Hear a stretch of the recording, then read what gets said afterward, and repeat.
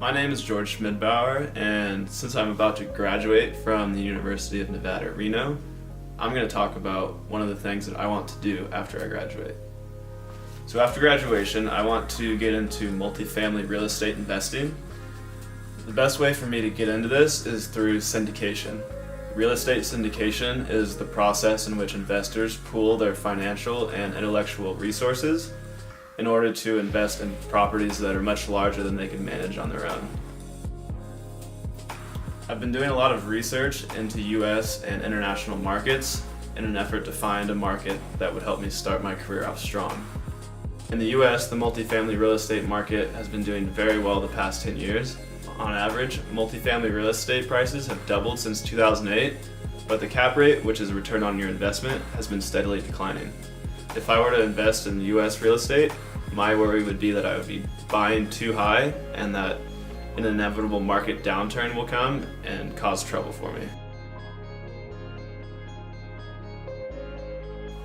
The next region I looked into was Latin America. The past 2 summers I've worked in Medellin, Colombia.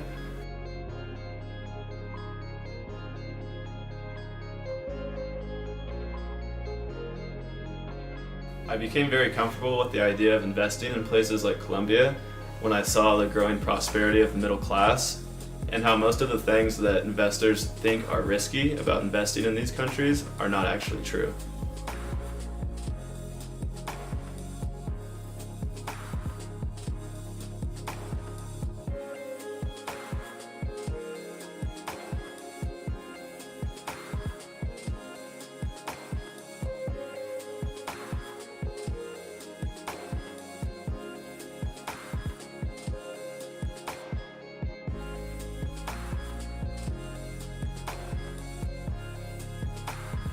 Recently, I've come across Mexico City as the best location for me to start my real estate investments.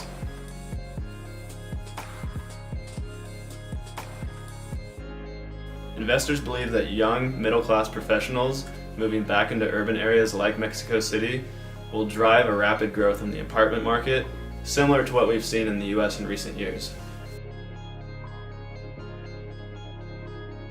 If you look at the age demographics of the US versus Mexico, you'll see that around 32% of the US population is under 25. In Mexico, almost 50% of the population is under 25, which means that this growth in the apartment market could be even bigger in Mexico. Unlike the US, however, Mexico has almost no history of professionally managed apartment buildings. Traditionally, people renting in Mexico are renting from small-time landlords, which tends to be a very tedious and unpredictable process.